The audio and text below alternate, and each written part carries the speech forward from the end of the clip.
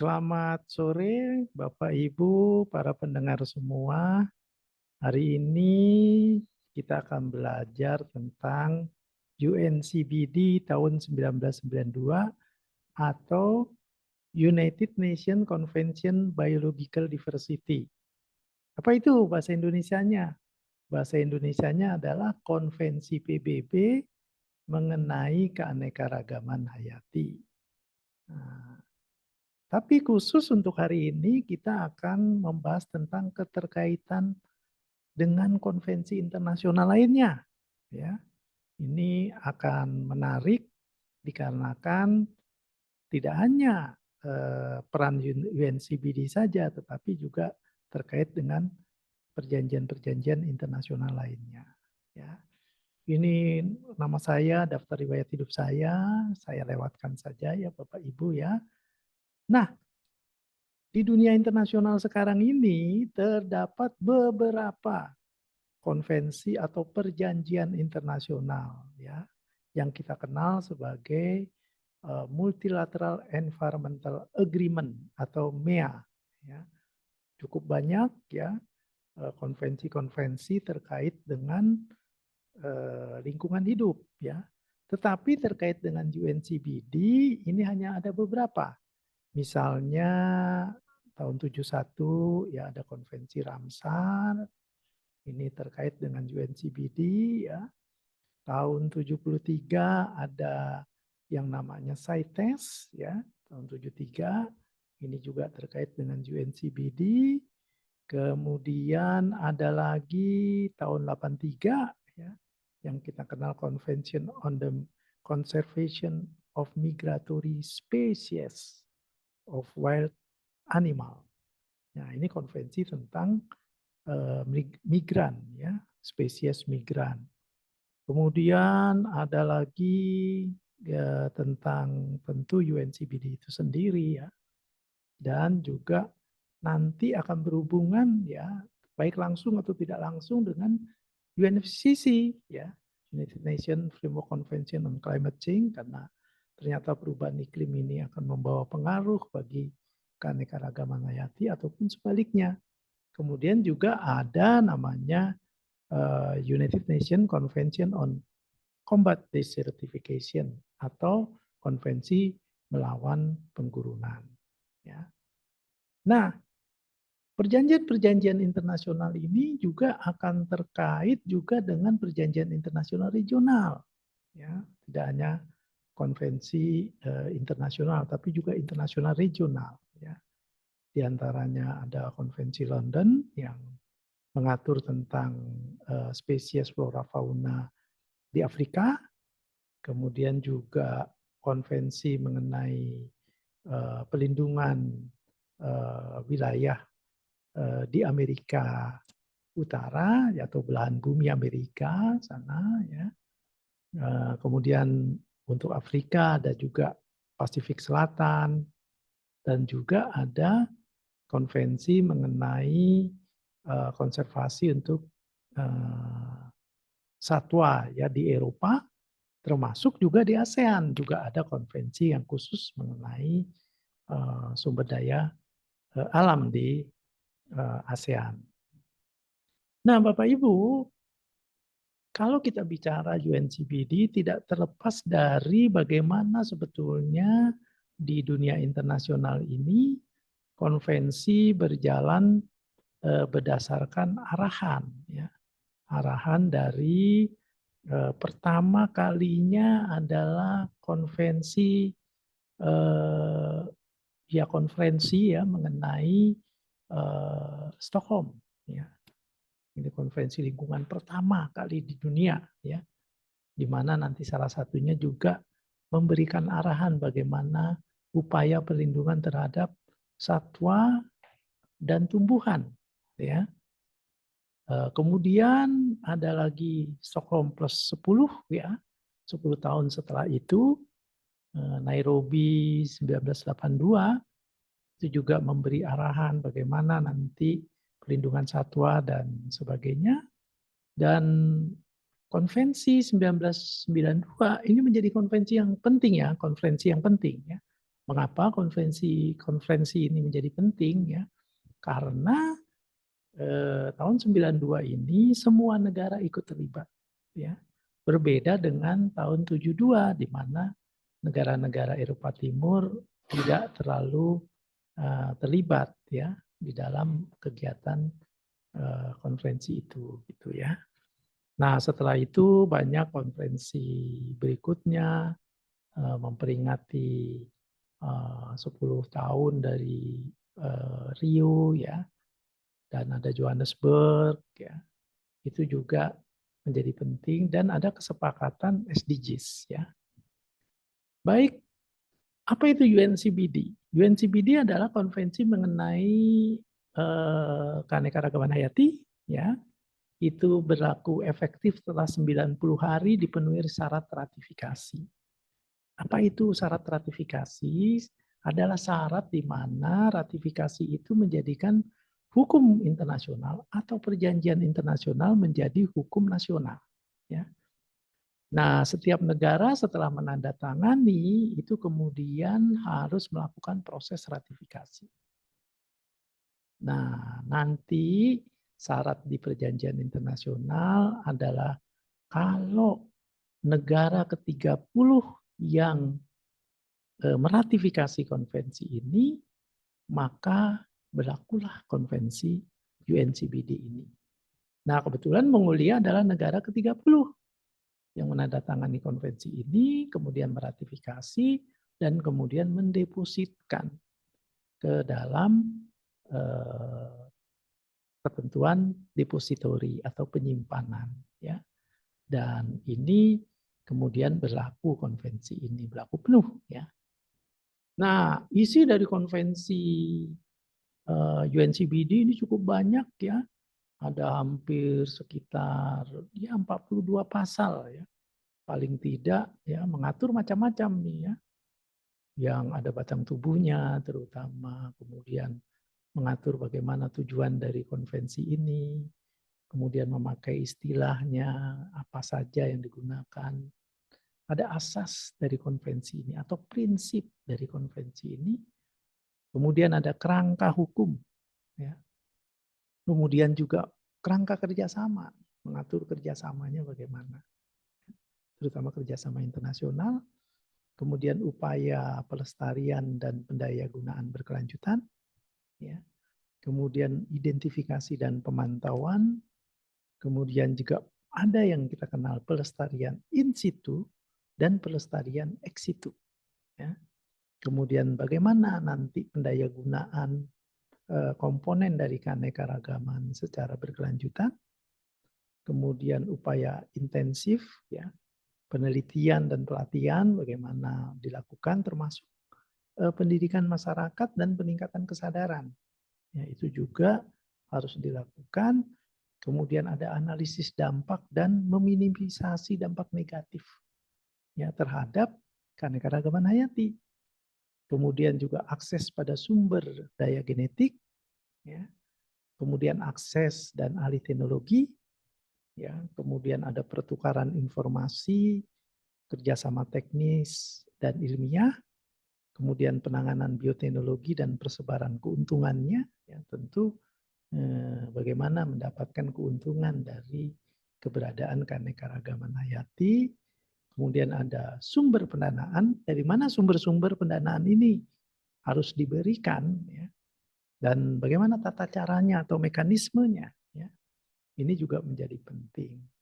Kemudian juga hubungan dengan konvensi internasional lain yang sekarang ini kita akan fokuskan pada hubungan dengan konvensi internasional lainnya.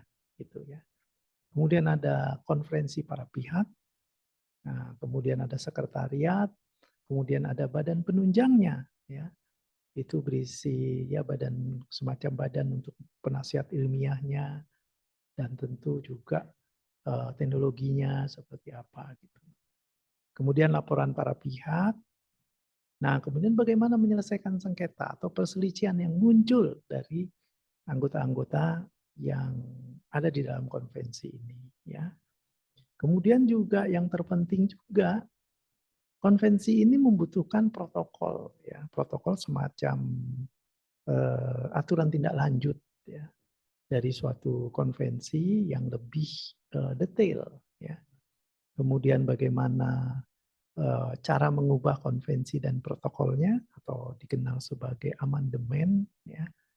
Kemudian juga ada pengesahan dan perubahan dari lampiran ya, di mana mengesahkan cara mengesahkan, kemudian juga cara mengamandemen lampiran ya. Dan yang terpenting biasanya umumnya ya pada setiap konvensi itu ada yang namanya hak suara ya. Hubungan antara konvensi dan protokolnya itu harus ada hubungannya ya. Kemudian bagaimana menandatangani satu konvensi, kemudian bagaimana meratifikasi yang juga setara kalau menerima, setara juga bagaimana menyetujui ya. Kita kenal ratifikasi, acceptance ya. Itu juga menjadi penting. Terus bagaimana supaya suatu negara bisa ikut serta dalam UNCBD ini. Ya, ada syarat-syaratnya yang harus diikuti. Kemudian berlakunya konvensi ya, tadi bahwa Mongolia sebagai negara ke-30 setelah meratifikasi memenuhi syarat ratifikasi untuk berlaku konvensi ini ya. Kemudian ada kita kenal reservasi ya, kemudian ada juga pengunduran diri ya. Kemudian pengaturan pendanaan sementara, pengaturan sekretariat sementara, kemudian depository atau menyimpan satu perjanjian internasional, dan juga ada teks aslinya. Seperti apa teks asli ya? Ada dalam bahasa Inggris, ada bahasa-bahasa PBB yang lain gitu ya. Nah, selain tadi itu ada lampiran ya, lampiran berupa lampiran 1, lampiran 2. Lampiran 1 menyangkut soal bagaimana nanti mengidentifikasi dan memonitoring keanekaragaman hayati. Sedangkan lampiran kedua kita bicara ada bagian pertama itu menyangkut arbitrase ya. Bagaimana menyelesaikan sengketa melalui arbitrase.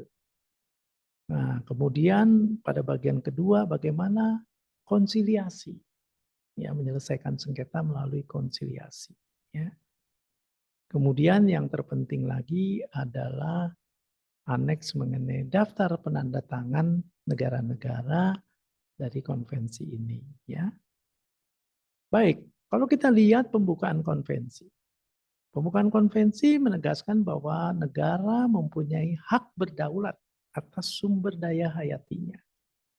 Jadi setiap negara punya hak kedaulatan atas sumber daya hayati. Ya. Tidak ada negara yang tidak punya hak berdaulat. Jadi setiap negara punya. Gitu ya. Dan memang setiap negara punya sumber daya hayati. Nah, tapi perlu diingat dengan adanya konvensi ini, maka negara-negara harus bertanggung jawab ya. Terhadap apa? Terhadap konservasi atas sumber daya alamnya, termasuk keanekaragaman hayati. Dan bagaimana mereka kemudian bisa memanfaatkan. Tetapi memanfaatkannya secara berkelanjutan. Ya. Nah, memang harus disadari bahwa informasi dan pengetahuan mengenai keanekaragaman hayati dan tentu juga kebutuhan-kebutuhan yang mendesak atas penggunaannya termasuk mengembangkan kapasitas ilmiah, kapasitas teknis, kapasitas kelembagaan, dan juga mengenai pengertian dasar untuk merencanakan dan melaksanakan tindakan-tindakan yang sesuai, ini harus dilakukan. Ya. Artinya konvensi ini akan menjadi penting kedudukannya untuk menyebarkan informasi atas semuanya ini. Ya.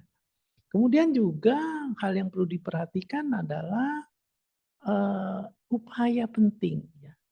Untuk apa? Untuk mengantisipasi dan mencegah serta mengatasi kalau terjadi namanya pengurangan yang nyata atau hilangnya keanekaragaman hayati. Ya. Selain itu juga ada ancaman nyata atas hilangnya keanekaragaman hayati. Ya. Namun bukan berarti negara-negara punya alasan untuk menangguhkan hal ini atau menghindari hal ini sebagai seolah-olah bukan tanggung jawabnya. Ya. Itu tidak boleh. Jadi konvensi ini sudah mengarahkan bagaimana tanggung jawab itu harus dilakukan. Ya. Dan juga, nah di bagian yang terpenting di sini, di sesi hari ini itu adalah bagaimana suatu UNCBD ini terkait dengan konvensi lain itu sebetulnya sudah ada. Ya konvensi yang sebelum UNCBD tadi kan sudah ada tahun 71, tahun 72, tahun 83 ya. Ya itu sudah ada ya. Konvensi-konvensi seperti CITES tadi, seperti Ramsar ataupun CMS ya. Nah, UNCBD ini memiliki fungsi diantaranya adalah meningkatkan dan melengkapi peraturan internasional yang ada gitu ya. Nah, selama ini memang keanekaragaman hayati bukan menjadi fokus yang penting. Dan konvensi ini memberikan arahan yang jelas bahwa tidak hanya bicara flora, tidak hanya bicara fauna, tapi juga keanekaragaman hayati secara keseluruhan. Yang kita tahu, keanekaragaman hayati itu ada keanekaragaman hayati spesies, keanekaragaman hayati genetika, dan keanekaragaman hayati ekosistem. Tiga itu menjadi penting gitu ya. Nah, kalau kita lihat tujuan dari konvensi UNCBD itu apa? Ya, tujuannya adalah sebetulnya konservasi keanekaragaman hayati. Kedua, memanfaatkan komponen-komponen dari keanekaragaman hayati, ya terutama dari pendaya gunaan sumber daya genetik secara adil dan merata dengan pembagian keuntungan, ya, termasuk juga aksesnya, ya. Dan semua atas hak-hak dari sumber daya genetika itu harus juga bisa didanai dengan baik gitu ya. Itu menjadi penting dari tujuan UNCBD. Selanjutnya, prinsip-prinsipnya apa? Salah satu yang utama dari UNCBD itu adalah adanya piagam PBB dan asas-asas hukum internasional yang menjadi prinsip dari UNCBD ini, di mana negara mempunyai hak berdaulat. Ya. Tapi perlu diingat bahwa kalau dalam prinsip-prinsip hukum internasional berlaku juga, hak kedaulatan itu harus dijaga dan harus bisa dipertanggungjawabkan agar kegiatan-kegiatan yang dilakukan itu tidak menyebabkan kerusakan pada negara lain, ya. Apalagi di kawasan di luar yurisdiksi nasional atau area bionational jurisdiction. Jadi konvensi ini memiliki prinsip pada setiap negara harus bertanggung jawab ketika mengelola keanekaragaman hayati dan tidak boleh merusak lingkungan negara lain.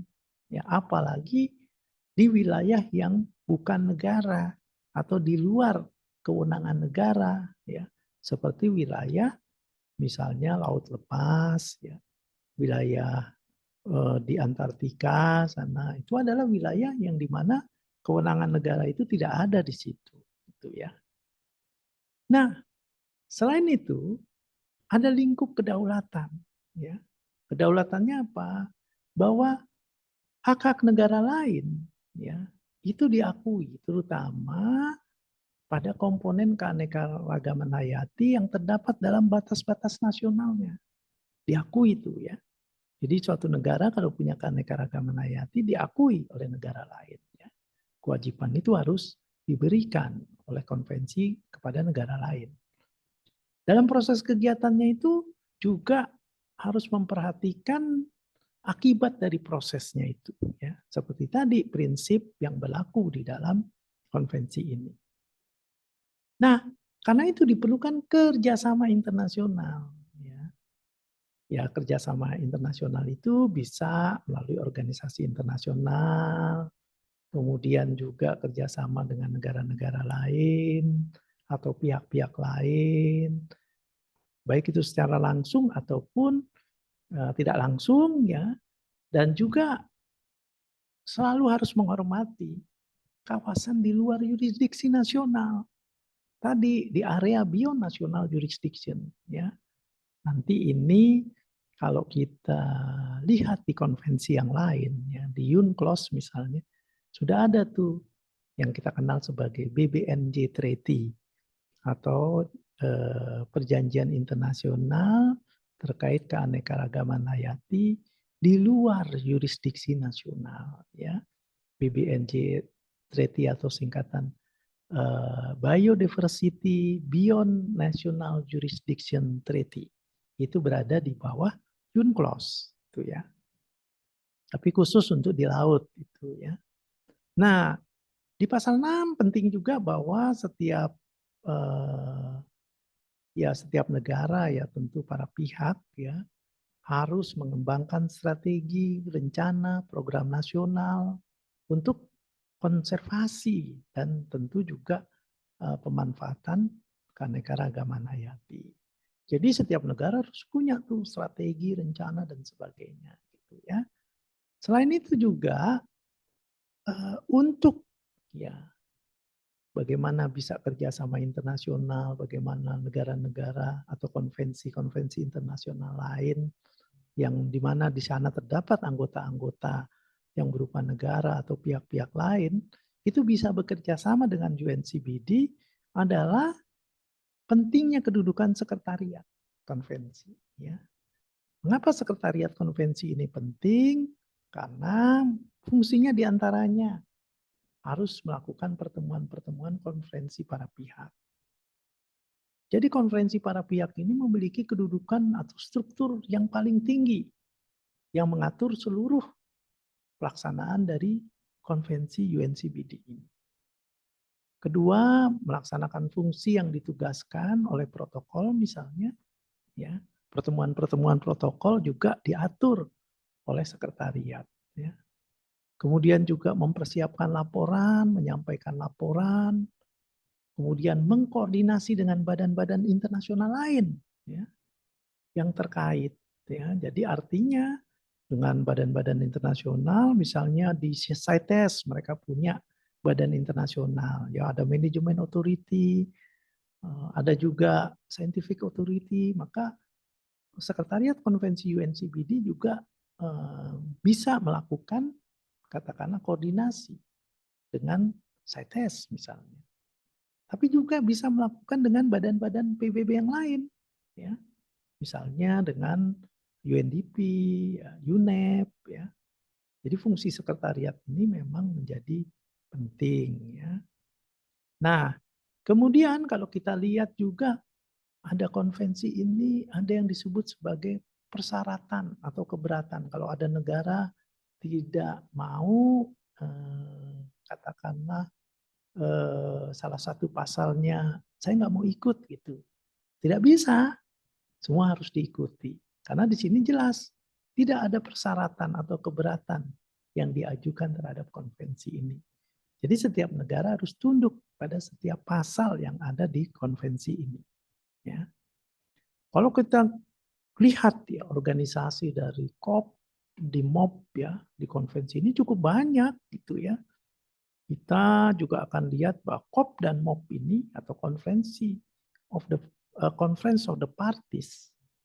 MOP itu singkatan dari Meeting of the Parties ya. COP itu untuk UNCBD-nya, tapi MOP itu untuk protokol-protokolnya ya. Itu harus menjangkau kerjasama ya dalam hal ini dengan sekretariat tadi ya sebagai contoh, COP harus berhubungan dengan sekretariat kalau mereka mau mengadakan pertemuan ataupun berhubungan dengan misalnya dengan PBB sendiri gitu ya atau dengan organisasi internasional yang lain gitu ya atau dengan pertemuan-pertemuan regional ya, dan sebagainya. Jadi begitu rumit. Nah, COP dan MOP ini tidak bisa bergerak kalau tidak ada dukungan yang kita kenal sebagai badan pendukung, ya. Badan pendukung itu macam-macam, ada kelompok kerja, ada SBSTA atau SAPSTA, ya. Ada Pokja mengenai badan-badan protokolnya, misalnya komite compliance, komite pakar, ya, dan sebagainya. Ya, itu merupakan bagian-bagian penting dari kerjasama yang ada di dalam struktur organisasi COP dan MOP. Singkatnya, di dalam UNCBD ini akan berhubungan banyak dengan organisasi-organisasi yang dibentuk, ya. Di antaranya misalnya setiap negara wajib memiliki apa yang disebut mekanisme balai keliling keanekaragaman hayati. Ya, itu harus dibentuk. Jadi nanti tiap negara itu akan punya yang namanya juga mekanisme balai keliling. Itu akan berhubungan dengan COP. Demikian juga ada yang disebut national focal point. Ya, national focal point itu adalah di mana setiap negara harus menunjuk, ya, pihak-pihak yang mengurus UNCBD. Ya, sederhananya seperti itu. Kalau di Indonesia yang mengurus UNCBD itu jelas, yaitu Kementerian Lingkungan Hidup dan Kehutanan. Ya. Jadi dia sebagai nasional focal point-nya, gitu ya. Jadi kalau ada kontak terkait dengan COP UNCBD, ya itu yang menjadi leader itu adalah nasional focal point. Ya. Nah, Bapak Ibu, ini juga bagaimana perjanjian internasional UNCBD itu sudah diratifikasi. Hampir semua negara, kecuali Amerika Serikat. Ya. Kalau lihat gambarnya, kecuali Amerika Serikat. Ya, memang Amerika Serikat tidak meratifikasi ya UNCBD. Walaupun mereka kaya dengan UNCBD, ya, kaya dengan keanekaragaman hayati. Ya. Nah, hal terpenting juga tadi kita sudah singgung apa yang disebut konferensi para pihak. Ya. Konferensi para pihak itu adalah suatu pertemuan, ya, tertinggi ya, dari UNCBD atau merupakan badan tertinggi dari UNCBD. Ya. Jadi inilah yang nanti menentukan seluruh kebijakan dari UNCBD itu, ya. Dan ada pertemuan teratur yang dilakukan oleh COP ini, gitu ya. Jadi seluruh anggota dari konferensi yang katakanlah menandatangani dan meratifikasi hadir dan bertemu di konferensi para pihak ini. Ya. Nah, perlu diingat bahwa konferensi UNCBD ini atau UNCBD Convention itu memiliki 3 protokol penting. Satu yang kita kenal sebagai protokol Cartagena, ya, ini menyangkut biosafety atau keamanan hayati. Kedua adalah protokol Nagoya, itu mengenai akses untuk sumber daya genetik dan pembagian yang sama dari keuntungan yang timbul dari penggunaannya. Ya. Yang ketiga adalah protokol tambahan Nagoya Kuala Lumpur mengenai pertanggungjawaban dan ganti kerugian, ya, atau disebut sebagai Supplementary Protocol on Liability and Redress. Ya. Ini juga menjadi penting. 3 protokol ini adalah protokol pelaksanaan dari UNCBD.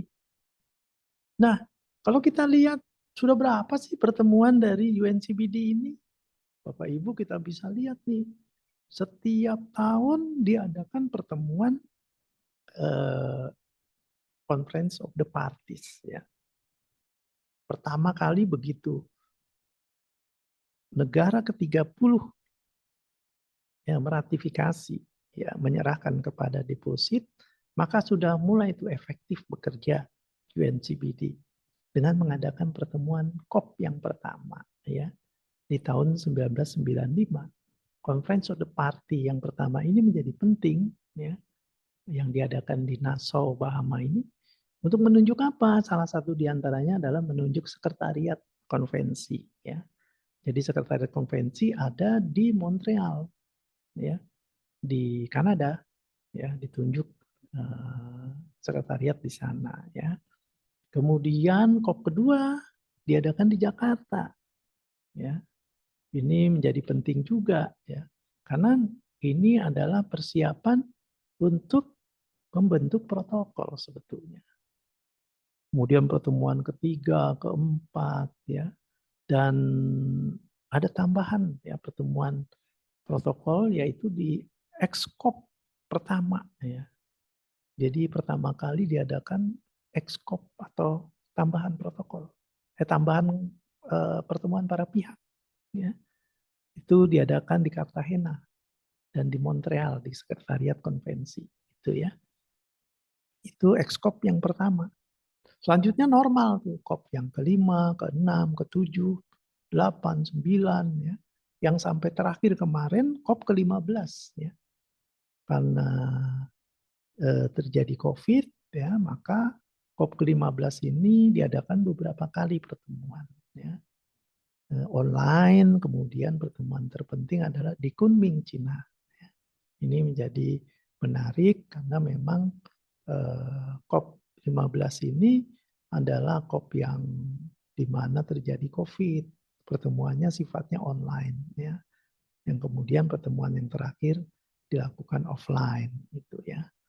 Dan ini menjadi penting karena ada deklarasi Kunming yang nanti juga bisa dilihat. Kalau kita lihat ini salah satu hasil dari COP ya, COP yang terpenting. Nah, ini saya lihat dari aspek kelautan ya. COP UNCBD ini hasil-hasil yang terkait dengan laut ya. Ini seperti ini COP 1, 2, 3 mereka sudah mengarahkan juga ke laut ya.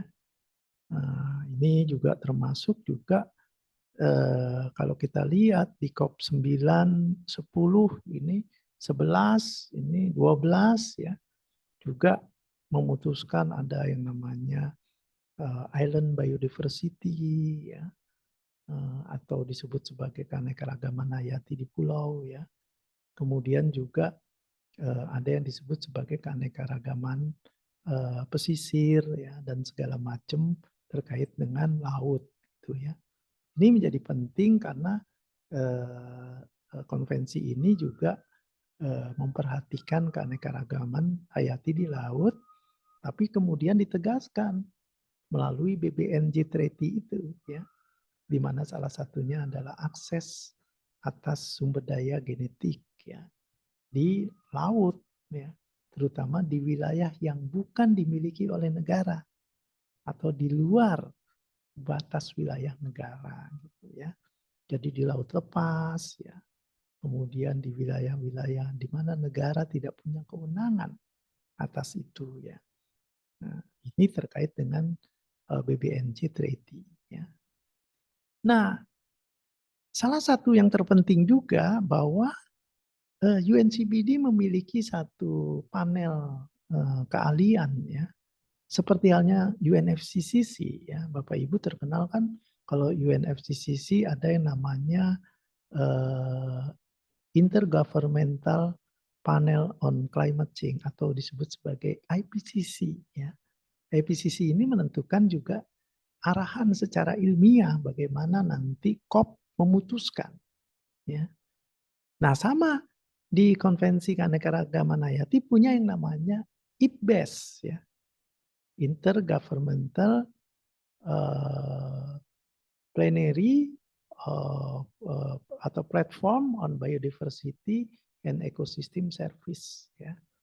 Jadi mereka punya tuh IPBES. IPBES ini memberikan katakanlah arahan-arahan atas keberadaan konvensi ini terutama bagi negara-negara ya.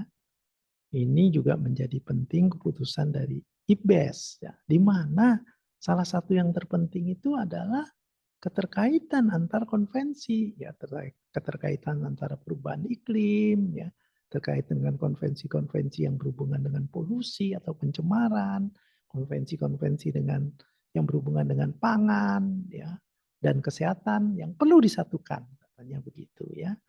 Karena ini menyangkut persoalan-persoalan yang cukup pelik ya. Dan arahan di konvensi sudah jelas ya, hubungan dengan konvensi internasional yang lain ya. Di mana konvensi ini tidak mempengaruhi sebetulnya hak dan kewajiban pada setiap pihak yang berasal dari perjanjian internasional yang ada atau yang telah ada ya. Kecuali kewajiban-kewajiban ini menimbulkan kerusakan dan keparahan dari keanekaragaman hayati. Kalau sampai timbul kerusakan dan parah, maka UNCBD boleh campur tangan ya terhadap konvensi yang gagal melaksanakan itu ya. Nah, ini juga menjadi kekuatan dari konvensi UNCBD ini ya. Juga tentu konvensi ini juga memperhatikan lingkungan laut. Itu yang juga penting ya. Kewajiban berdasarkan hukum laut. Jadi terkait tuh antara BBNJ Treaty tadi dengan UNCBD itu ya. Dan juga para pihak itu juga yang tentu belum meratifikasi itu boleh ya mengikuti ya konvensi ini, tapi hanya sebagai pengamat atau observer ya. Jadi itu status dan kedudukannya ya. Dan memang sekretariat eksekutif itu meminta ya kepada sekretariat eksekutif dari hasil COP yang keempat UNCBD ya. Jadi konferensi para pihak kan bertemu tuh untuk yang keempat kalinya ya. Kemudian meminta kepada sekretariat konvensi ya supaya memperkuat hubungan antara UNFCCC, Protokol Kyoto, dan UNCCD atau konvensi mengenai desertification ya. Itu harus memperkuat tuh antara UNCBD, UNFCCC, Protokol Kyoto, dan juga UNCCD ya. Jadi ini hubungan antara konvensi-konvensi yang lain gitu ya. UNCBD memiliki hubungan yang kuat gitu ya. Dan tentu diharapkan saling menguntungkan dan sinergis ya, dengan konvensi-konvensi lain. Dan juga terkait juga dengan konvensi Wina mengenai lapisan ozon. Terkait juga dengan konvensi Ramsar. Ya. Terkait juga dengan perjanjian internasional lain. Jadi fungsi dari UNCBD berdasarkan keputusan dari COP ke-7 ini menegaskan bahwa harus saling menguntungkan dan sinergis di antara semua konvensi-konvensi yang ada.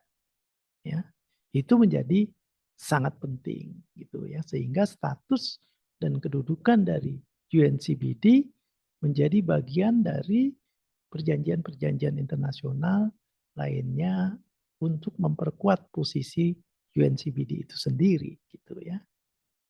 Dan ketentuan ini tentu harus menghormati ya ketentuan-ketentuan atau perjanjian internasional yang lain seperti tadi sudah disinggung. Kalau kita melihat gambar di sini, ini terlihat ya hubungan antara konvensi-konvensi yang lain. Bahkan hubungan itu juga tidak hanya pada konvensi internasional yang lain, pada badan-badan internasional pun berhubungan erat. Bahkan pada organisasi yang terkait dengan bukan pemerintah pun juga berhubungan.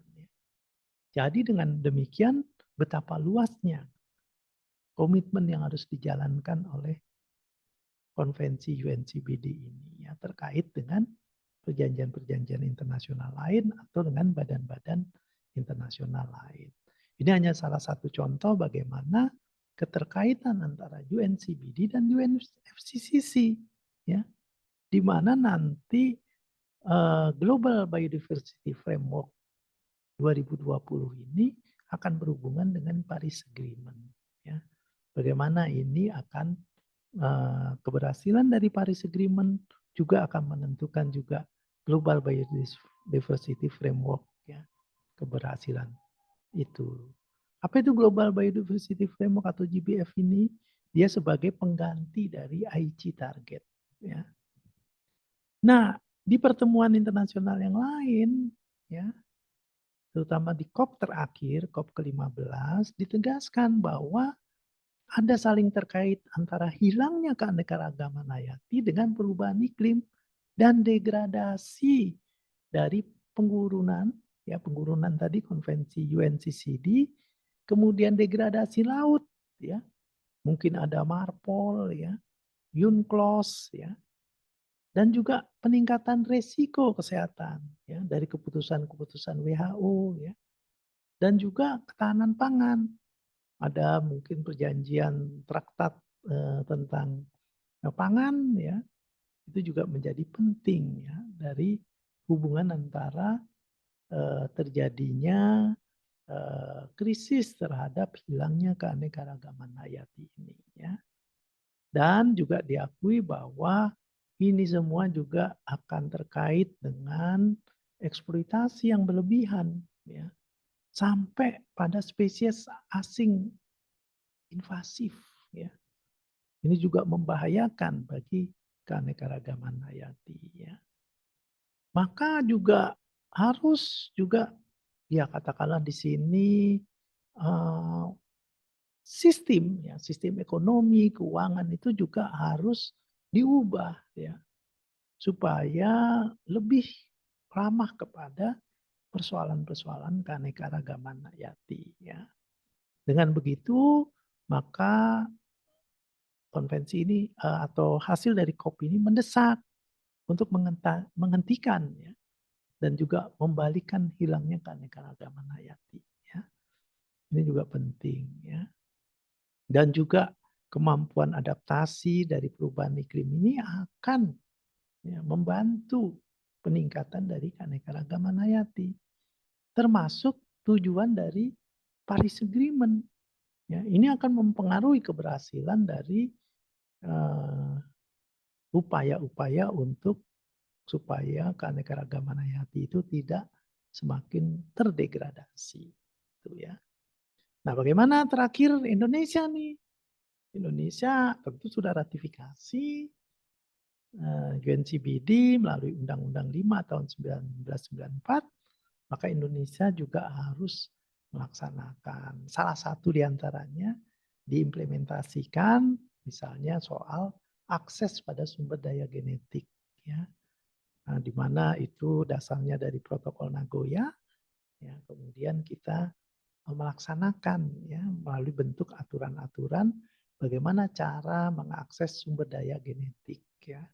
Ini dasarnya adalah ini ya dari Undang-Undang 594, Undang-Undang 4 2006 tentang pengesahan International Treaty on Plant Genetic Resource ya.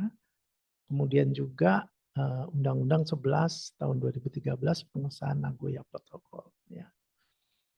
Nah, dengan begitu maka hubungan antara konvensi-konvensi internasional lain dengan UNCBD tetap terkait erat dan juga kita punya aturan-aturan yang melaksanakan konvensi UNCBD itu juga berhubungan erat dengan konvensi lain. Yang tadi dicontohkan bagaimana cara mengakses atas sumber daya genetik tidak hanya berdasarkan UNCBD, tidak hanya berdasarkan Nagoya Protocol, tapi juga berdasarkan traktat mengenai sumber daya genetik tanaman misalnya ya. Nah, itu juga berhubungan erat dengan konvensi lain. Belum lagi nanti dengan konvensi yang baru atau perjanjian yang baru, terutama BBNJ ya, Biodiversity Beyond National Jurisdiction Treaty. Demikian hari ini persoalan mengenai kita belajar UNCBD terutama terkait dengan konvensi internasional lainnya. Semoga bermanfaat. Selamat belajar dan terima kasih. Sehat selalu.